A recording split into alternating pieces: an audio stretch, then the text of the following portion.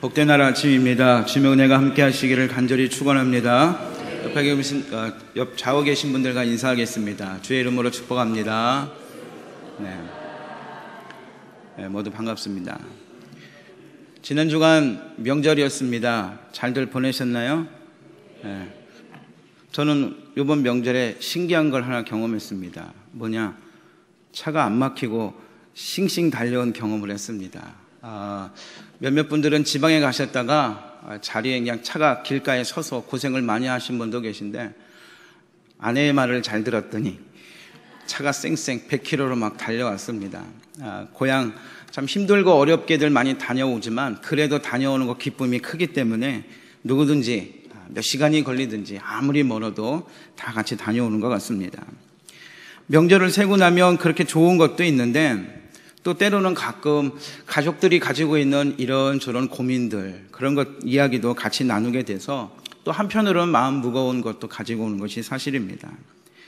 여러분은 어떻습니까? 어떤 확신하고 있는 것 때문에 나는 내 뒷일을 두려워하지 않는다, 그렇게 두려워하지 않고 살아가고 계십니까? 아니면 글쎄 잘 모르겠다, 그런 불확실한 미래 때문에 걱정하거나 초조해하면서 살아가고 있냐라는 것입니다. 걱정에 대한 심리학자 어니 젤린스키가 2008년에 저술했던 좀 베스트셀러가 된 책으로 알고 있는데, 느리게 사는 즐거움이란 책에 이런 말이 나옵니다. 아마 여러분 그 말 들어봤을 겁니다. 이렇게 쓰여져 있습니다. 걱정의 대부분은 절대 현실로 일어나지 않는다. 걱정의 30%는 이미 일어난 일에 대한 것이다. 걱정의 22%는 사소한 고민이다. 걱정의 4%는 우리 힘으로는 어쩔 도리가 없는 일에 대한 것이다. 그리고 걱정의 4%는 우리가 바꿔놓을 수 있는 일에 대한 것이다. 이렇게 그는 심리학자로서 그렇게 분석을 하고 있었습니다. 왜 우리는 그런 고민들을 하게 될까요? 일어나지도 않은 일, 일어날 수도 없는 일들, 왜 그런 것들을 가지고 많이 고민하고 있냐라는 겁니다. 고민이 다 나쁜 거냐? 그렇게 말할 수는 없습니다. 때로는 유익한 고민도 있을 수 있죠. 그러나 고민 그 자체의 원인은 뭐냐? 결국은 불확실함 때문이라는 것이죠. 선택의 기로에 있는데 확신이 있는 사람은 절대로 고민하지 않습니다.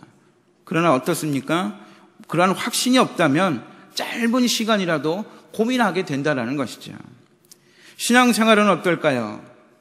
여러분은 하나님을 믿는 믿음으로 살아가면서 걱정이라는 단어, 고민이라는 단어를 얼마나 자주 사용하면서 살아가고 있습니까? 또 반대로 확신이라는 단어를 얼마나 우리가 뒤쫓아가며 살아가고 있냐라는 것입니다. 오늘 우리는 믿음으로 살아가는 삶에 대해서 성경은 우리에게 뭐라고 말씀하고 계시는지 듣게 될 것입니다. 그리고 믿음을 가지고 확신에 찬 삶을 사는 그 즐거움이 무엇인지를 우린 성경을 통해서 하나님의 음성을 듣게 되는 시간이 될 줄로 믿습니다. 오늘 하나님의 말씀과 그 말씀이 주는 분명한 확신 속에서 저와 여러분이 진정한 믿음의 삶을 살아갈 수 있기를 간절히 축원합니다. 16세기 종교개혁자들은 오직 성경의 근거에서 믿음으로, 오직 믿음으로만 의롭게 된다는 신앙 고백을 지키기 위해서 그들은 목숨을 바쳐서 그 당시에 우리가 지금 부르는 캐톨릭과 목숨을 다해 싸웠습니다. 신앙의 중심축이 흔들리는 그런 상황 속에서 오직 그들을 지켜주었던 것은 무엇이냐? 다른 거 없습니다. 오직 하나님의 은혜와 우리에게 주신 성경의 말씀뿐이었습니다. 여러분 한번 생각해 보시기 바랍니다. 내가 노력해서 선한 일을 해서 교회에 열심히 나와서 헌금을 열심히 해서 전도를 열심히 해서 그래서 내가 구원받을 수 있다면 여러분 그 구원이 얼마나 안전할 거라고 생각하십니까? 반대로 내가 노력하지 못하고 선한 일을 하지 못하고 교회에 열심히 나오지 못하고 헌금도 못하고 전도도 못하고 살아가고 있다면 여러분이 갖고 있는 그 구원의 확신이 과연 안전하겠느냐 하는 것이죠. 혹 불안하거나 확실치 않아서 매번 그러한 구원의 문제 때문에 고민하면서 살아가지는 않겠냐라는 겁니다. 내가 열심히 신앙생활하니까 하나님이 날 사랑하시나 보다. 나한테 막 응답이 막 다 주어지니까 하나님 나 정말 살아가나 보다. 나 구원받았나 보다. 그것 때문에 구원받은 확신이 있다면 그러지 못할 때는 그 구원의 확신이 흔들리지 않겠냐라는 것이죠. 근데요, 중세 교회는 그랬습니다. 선한 일을 많이 하거나 교회를 위해서 열심히 봉사하면 그것이 곧 구원받을 만한 조건을 갖게 되는 것처럼 그렇게 가르쳤고 또 그렇게 믿어왔다라는 것이죠. 그러나 여러분, 분명한 것은 뭐냐? 성경은 우리에게 그렇게 말씀하고 있지 않다라는 것입니다. 인생은 오직 하나님을 믿고 나가는 것인 줄 믿습니다. 하나님은 믿음으로 나가는 이들 앞에 어떤 장애물이 있어도 반드시 넘어갈 수 있는 힘을 주십니다. 그렇다면 과연 내 인생에 있어서 믿음이라는 무엇이냐라는 것이죠. 그 믿음에 대해서 하나님은 우리에게 무엇이라고 말씀하고 계시냐라는 겁니다. 저와 함께 고백해 보겠습니다. 믿음은 하나님의 은혜를 받는 손이다. 한번 해보세요. 손이다. 오늘 본문 16절과 17절에서 바울은 이렇게 요약해서 고백합니다. 하나님은 모든 믿는 자에게 구원을 주신다. 그리고 오직 의인은 믿음으로 말미암아 살리라. 여러분, 이 말씀 믿습니까? 우리는 흔히 믿음으로 구원받는다고 말합니다. 틀린 말이 아니죠. 그러나 무엇이 먼저인가라는 질문 앞에 다시 한번 구원은 믿음으로 받는다라고 고백한다면 이 말은 틀린 답이 됩니다. 왜냐? 우리는 하나님의 은혜로 구원받는 죄인이기 때문인 것이죠. 죄인인 인간이 하나님 앞에 나아갈 희망은 하나도 없다라는 겁니다. 우리가 구할 수 있는 것은 그저 하나님의 자비와 긍휼을 구할 수밖에 없는 연약한 죄인이라는 것이죠.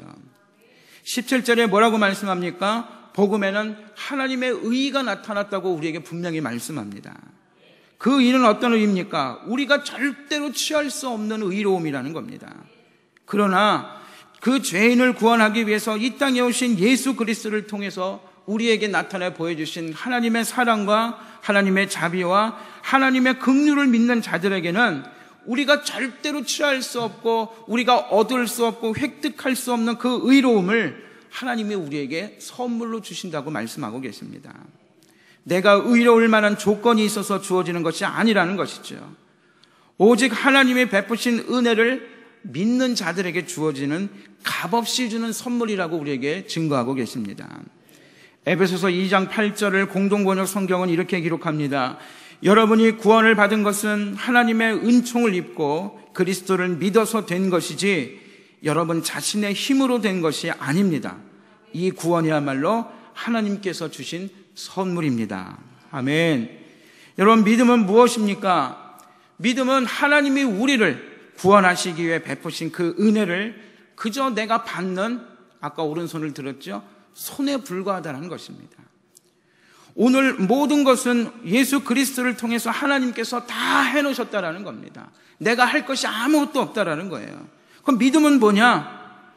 하나님이 다 구원을 우리를 위해 베푸신 그 모든 것들을, 하나님의 은혜를 받아들이는 것, 그 은혜를 믿는 이들에게 하나님께서 구원을 선물로 주신다는 것, 그것을 내가 믿는 것이 바로 우리를 위해 베푸신 그 하나님을 받는 그 손이 바로 믿음이라는 것이죠.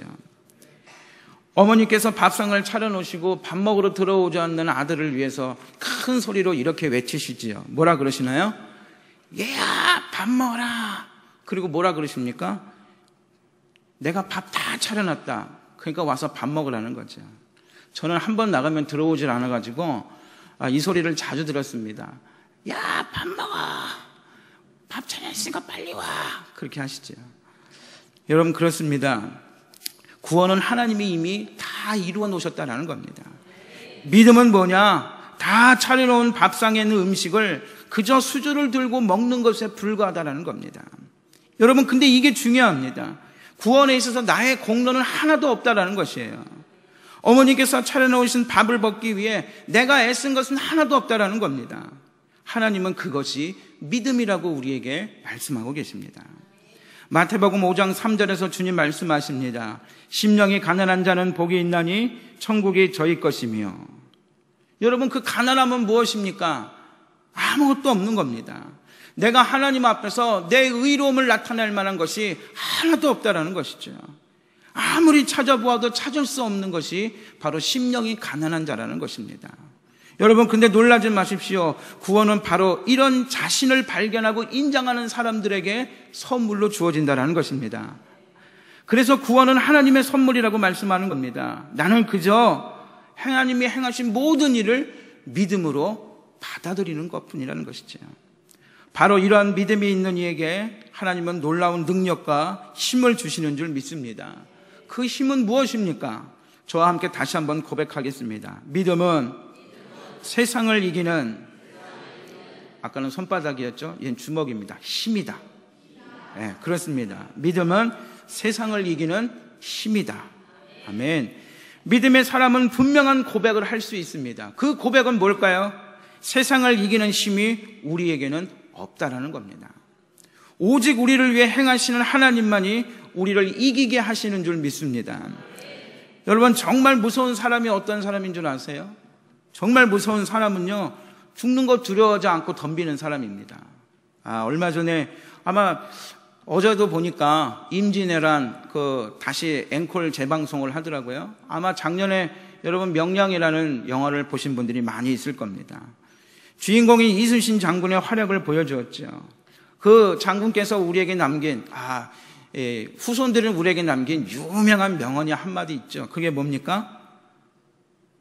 아마 입에서 맴맴 돌실 거예요. 영화를 보신 분들은. 싸움에 있어 죽고자 하면 반드시 살고, 살고자 하면 죽는다. 필생즉사요 사필즉생이다. 왜군의 133척을 몇 척을 가지고 싸웁니까? 12척을 가지고 싸웁니다. 배에서 133대 12로 싸운다는 건요, 그거는 죽으려고 하는 거하고 똑같습니다. 이 명량해전을 앞두고 전투력의 절대적인 열세에 놓여있는 그 부하들에게 이순신 장군이 자기 장수들을 향해서 너희는 목숨을 바쳐서 나라를 구해야 될 운명이다. 너희는 죽기를 두려워하지 말고 죽기를 각오하고 싸워라. 그러면 반드시 우리는 이기게 될 거다. 이 장군이 예수님만 믿었으면 아멘하고 싶어요. 그렇죠? 사무엘상 4장에도 이와 비슷한 이야기가 기록되어 있습니다. 하나님의 백성인 이스라엘은 항상 이 옆에 붙어가지고 싸우는 나라가 하나 있었죠. 블레셋이라는 나라입니다. 그런데 중요한 건 뭐냐면요, 싸움이 자주 있어서 이길 때도 있고 질 때도 있는데 그 싸움의 성패가 이스라엘의 군사력이나 블레셋의 용맹함에 있지 않았다는 겁니다. 그 싸움의 성패는 어디에 있느냐? 하나님께서 이 싸움을 위해 싸우시느냐, 싸우시지 않느냐에 달려 있었다는 겁니다. 하나님이 그 싸움을 인정하시냐, 하나님이 원하시는, 하나님이 반드시 너희들이 싸워야 할 싸움이다 하시면서 그 싸움을 주도적으로 이끌고 가시는 싸움이냐, 그렇지 않느냐에 따라서 싸움의 전쟁의 성패가 달려 있었다는 거죠. 사무엘상 4장에는 이 이야기가 자세하게 기록되어 있습니다. 5절에 보니까요, 블레셋과의 싸움에 패한 이스라엘이 하나님의 언약궤, 십계명이 들어있는, 하나님이 직접 모세에게 새겨주셨던 그 계명이 들어있는 법궤를 들고 싸움터에 나갔습니다. 여러분, 법궤, 이 언약궤는 뭐 하는 곳입니까? 성막에 하나님이 강림하시는 곳입니다. 하나님께서 백성 가운데 나타나셨던 그 언약궤가 지금 전쟁에 패해 있는, 그래서 승승장구하고 지금 막 기가 막 살아있는 블레셋 사람들 그 한가운데 이 언약궤가 등장하자 이스라엘 백성들은 반대로 소리를 지르고 사기가 막 하늘을 막 치솟는 겁니다.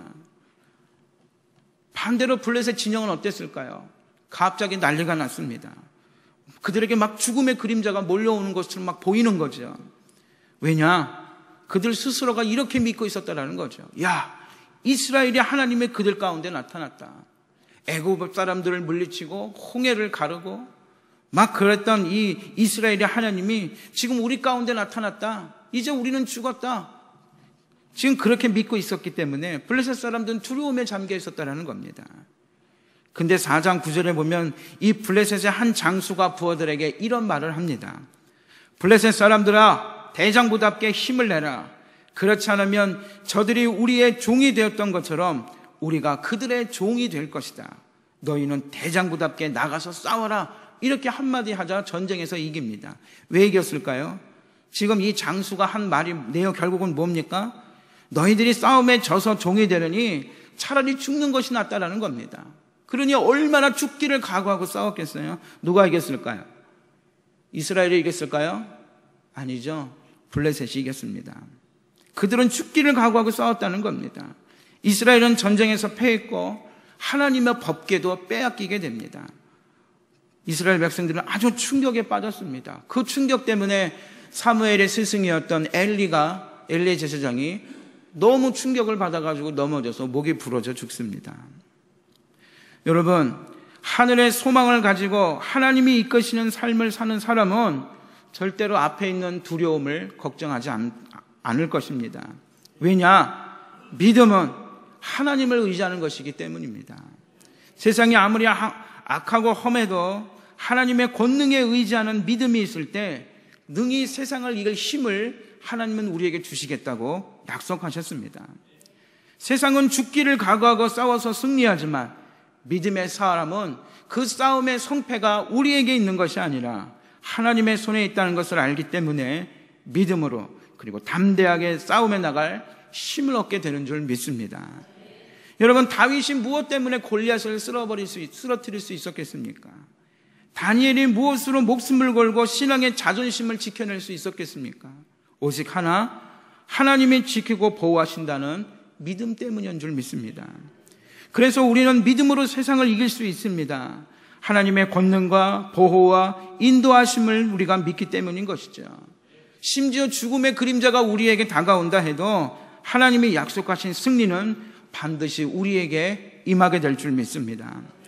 초대교회 성도들의 순교를 기록한 교회사의 이야기를 보면 정말 부끄러울 때가 참 많이 있습니다. 성경은요, 히브리서 11장 36절과 38절에 그 초대교회 성도들의 삶을 이렇게 기록하고 있습니다. 또 어떤 이들은 조롱과 채찍질뿐만 아니라 결박과 옥에 갇히는 시련도 받았으며 돌로 치는 것과 톱으로 켜는 것과 시험과 칼로 죽임을 당하고 양과 염소의 가죽을 입고 유리하여 궁핍과 환난과 학대를 받았으니 이런 사람은 세상이 감당하지 못하느니라. 성도들이 얼마나 많은 고통을 당했습니까? 조롱하는 건 아무것도 아니죠. 붙잡히면 채찍이 맞아 결박당하고 옥에 갇히고 시련도 당하는 겁니다. 순교를 당하는 사람의 모습을 보면 돌로 쳐 죽이기도 합니다. 심지어 톱으로 사람을 잘라 죽입니다. 칼로 죽임을 당하기도 하고 또 양과 염소의 가죽, 피 묻어있는 그 염과 염소의 가죽을 둘러쓰면서 하나님의 백성이라는 자존심을 완전히 깡그리 무너뜨리면서 그들은 궁핍하고 환난 겪고 학대를 받으면서 살아갔음에도 불구하고 쓰러뜨리면 일어서고 또 쓰러뜨리면 또 일어서고 도저히 이제는 저들에게 해봤자 소용이 없다라고 생각할 만큼 믿음의 사람은 주님이 주시는 힘으로 또다시 일어설 힘을 얻었다라는 것입니다. 오히려 박해하는 이들이 그 믿음의 사람 앞에서 두 손 두 발 다 들고 말았다라는 것입니다. 여러분, 믿음은 하나님의 나라와 천국을 보게 합니다. 믿음은 주님께서 다시 오실 그날을 보게 합니다. 하늘의 권세를 가시고 심판주로 다시 오시는 예수 그리스도를 다시 만날 것을 믿기 때문에 우리는 부끄럽지 않고 또 담대하게 세상에 맞설 힘을 얻는 것입니다. 이런 믿음을 가진 성도가, 하나님의 주시는 권능을 의지하는 성도가, 다시 오실 재림의 때를 기다리는 성도가 어떻게 세상에서 두려움을 가지고 살아갈 수 있겠냐라는 것입니다. 혹시 아직 불확실한 것을 가지고 사는 사람들처럼 불안해하면서 살아가고 있지는 않습니까? 그러나 믿음의 사람에겐 절대로 있을 수 없는 일이라는 겁니다. 흔들릴 수는 있지만 절대로 그 믿음을 빼앗겨서는 안 되는 줄 믿습니다. 하나님은 그 믿음을 가지고 세상과 싸워가는 이들을 기뻐하십니다. 같이 또 한번 해보겠습니다. 믿음은 하나님이 기뻐하시는 고백이다. 히브리서 11장 6절의 말씀입니다. 믿음이 없이는 하나님을 기쁘시게 하지 못하나니 하나님께 나아가는 자는 반드시 그가 계신 것과 또한 그가 자기를 찾는 자들에게 상 주시는 이심을 믿어야 할지니라. 히브리서 11장은 우리가 잘 아는 믿음장입니다. 신앙의 선조들이 보여준 승리는 하나님을 믿었기 때문임을 우리에게 증거하고 있습니다. 하나님은 바로 이러한 믿음의 사람들을 통해 역사하십니다. 노아는 그 믿음으로 방주를 지었고 아브라함은 가나안을 향해 나갔습니다. 그리고 모세는 하나님의 백성을 430년 동안 종살이를 하고 있던 그 백성들을 애굽에서 건져낼 수 있었습니다. 모두가 하나님이 행하실 것을 믿는 믿음이 없었다면 절대로 할 수 없었다라는 겁니다. 믿음이 없이는 하나님을 기쁘시게 할 수 없습니다. 하나님은 믿음의 사람들을 통해서 당신의 계획과 뜻을 우리에게 나타내시고 그 믿음으로 나오는 이들에게 상 주시는 분임을 여러분 믿으시기 바랍니다. 역사는 하나님의 손에 있습니다. 때문에 믿음은 하나님의 계획과 섭리가 어떻게 진행되는지를 볼 수 있는, 이제 또 한번 손으로 해볼까요? 눈입니다. 처음에 믿음은 뭐예요? 믿음은 손입니다. 믿음은 힘입니다. 믿음은 눈입니다. 잘 따라하시네요, 이제. 예. 그렇죠. 히브리서 11장 2절의 공동번역은 이렇게 기록합니다. 믿음은 우리가 바라는 것들을 보증해주고 볼 수 없는 것들을 확증해줍니다. 옛사람들도 이 믿음으로 하나님의 인정을 받았던 것입니다. 이렇게 기록합니다. 믿음을 가진 이들은 오직 하나님만 바라보고 의지한다라는 것입니다. 믿음의 사람은 자신의 무능함을 드러내는 사람입니다. 우리가 찬양할 때 손을 들고 찬양하죠. 할렐루야 찬양하세. 그러면서 왠지 모르게 내 손이 이렇게 올라갑니다. 내 모든 죄 사함 받고 찬양하죠. 여러분, 왜 손을 들고 찬양합니까? 하나님 도와주세요. 난 아무것도 할 수 없습니다. 하나님 붙잡아 주세요. 나 홀로 살아갈 힘이 없습니다. 하나님 일으켜 주세요. 나의 힘으로 한 걸음도 내디딜 수 없습니다. 바로 그러한 고백을 하나님께 할 때 우리가 손을 드는 겁니다. 어린아이가 넘어져서 일으켜 주세요, 붙잡아 주세요 할 때 아이들이 하는 행동이 뭡니까? 손을 들죠. 우리는 하나님께 그렇게 손을 드는 겁니다. 하나님의 전능하심과 사랑 앞에서 그저 하나님을 의지하는 것뿐이라는 것이죠. 여자는 여우다. 인정하십니까? 인정 안 하시지요. 저도 이 말은 참 싫어합니다. 여자들을 무시하는 말인 것 같아서. 저희 집엔 여자만 있기 때문에 전 특별히 이 말을 싫어합니다. 그런데요, 가끔은 그 말이 맞는 것 같습니다. 친구들과 맛있는 거 먹고 싶은데 또 놀고 싶은데 용돈이 모자라서 나가지 못하고 있는 아이들이 하는 행동이 뭔 줄 아십니까? 용돈 좀 달라고 손을 내밀죠. 그냥 달라고 하면 이유를 캐물을 걸 알고 아이들은 아예 할 말을 다 준비해가지고 옵니다. 아, 저 오늘 이게 필요해요. 요거 해야 돼요. 오늘 요걸 하고 싶어요. 그러니까 얼마가 필요해요. 아빠 주세요. 손을 내밀죠. 그런데요, 장난으로라도 안 된다고 버티다가도 정말 아이에게 줄 수밖에 없는 상황이 찾아옵니다. 언제인 줄 아시나요? 눈물을 글썽일 때예요. 용돈 안 준다고 눈물을 글썽이면서 깜빡깜빡 쳐다보죠. 어디서 만든 눈물인지는 모르겠는데 손을 내밀면서 제발 용돈 좀 달라면서 울먹이고 있는 아이를 쳐다보면 꼭 마치 거지가 구걸하는 것처럼 아빠를 막 부들고 흔듭니다. 측은하기도 한데 웃음이 나와가지고요, 그냥 참다 못해 용돈을 주게 되는 경우가 허다합니다.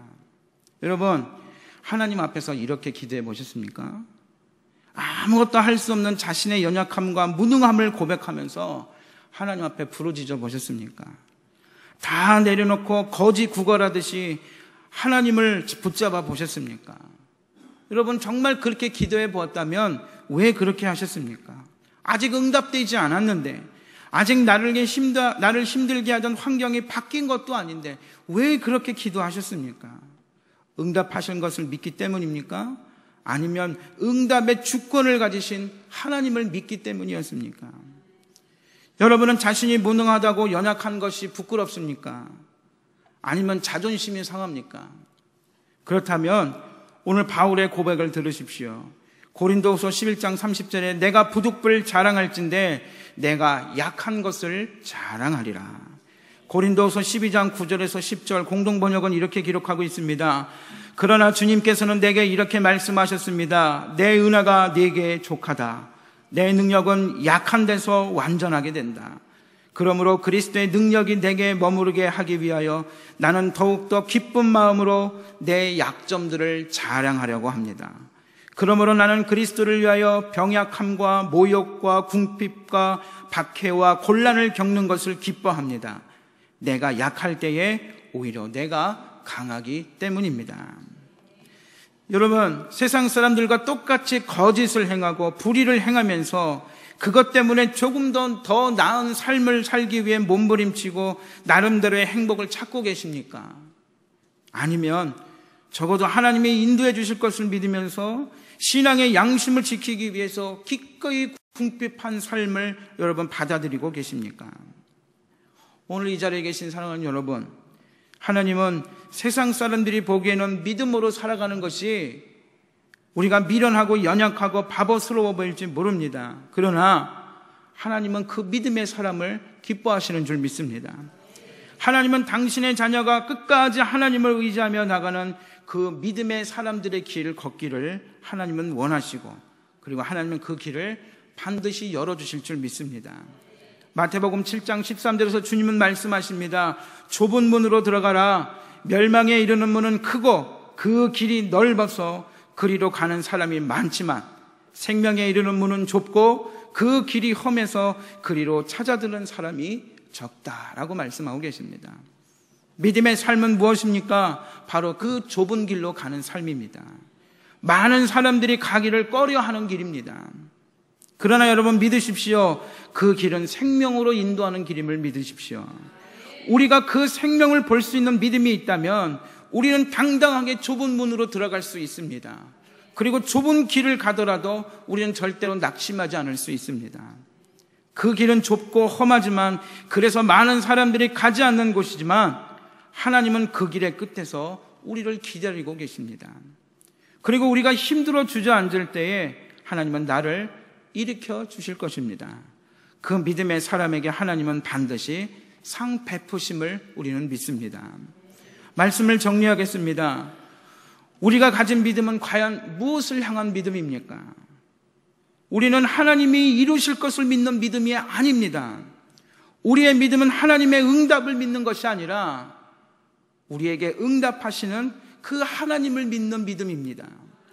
그 하나님을 믿기 때문에 우리는 응답을 받는 겁니다. 여러분, 그 믿음을 지키시기 바랍니다. 그리고 그 믿음으로 세상과 정면으로 싸우시기 바랍니다. 하나님은 하나님을 믿고 의지하는 이들을 통해서 일하고 계시는 줄 믿습니다. 당신의 자녀를 향하신 그 은혜를 그저 두 손을 들고 구걸하시기 바랍니다. 하나님의 권능이 여러분을 반드시 승리케 하실 줄 믿습니다. 이 시간 말씀을 생각하며 함께 기도하겠습니다. 이렇게 기도할까요? 하나님, 우리에게 믿음을 주시옵소서. 내 뜻대로 믿음을 가지지 않고 변함없이 나를 붙드시고 인도하시는 하나님을 믿는 믿음을 주시옵소서. 우리 함께 통성으로 기도하도록 하겠습니다.